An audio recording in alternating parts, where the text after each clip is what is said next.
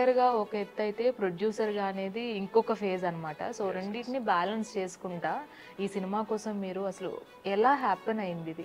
Start అవ్వక ముందు before shoot వరకు I thought like that.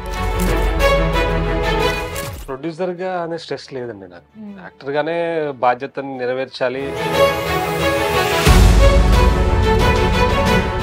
Mainly నటకిరీటి Rajendra Prasad గారిని ఒప్పించి ఈ క్యారెక్టర్ కోసం అండ్ అర్చన గారు చాలా రోజుల తర్వాత వాళ్ళిద్దరు కాంబినేషన్ కూడా చూస్తున్నాము. సో ఆ కాంబినేషన్ గురించి మీకు అసలు ఆ థాట్ ఎలా వచ్చింది? థాట్ కథ నుంచే వచ్చిందండి. ఆ నెరేషన్ తీసుకున్నప్పుడు నేను కూడా ఇమాజిన్ చేసుకుంటే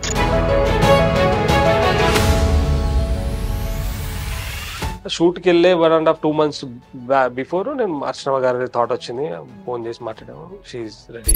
షష్టిపూర్తి అనే టైటిల్ మీరు విన్న కథకి కానీ ఇప్పుడు మేము చూడబోయే సినిమాకి కానీ కరెక్ట్గా యాప్ట్ అవుతుందా అంటే మీరు ఏం చెప్తారు? కాలంలో ఆ ఫీల్ గుడ్ ఫిలిమ్స్ ఎక్కడో మిస్ అయ్యాం మనం అనే ఫీలింగ్ అయితే వచ్చింది.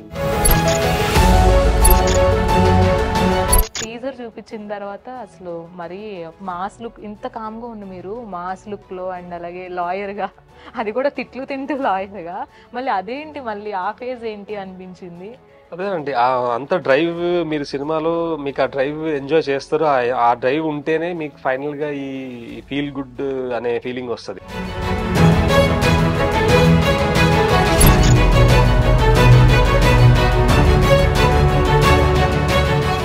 Please subscribe to the channel and download the Politicos app from the links in the description.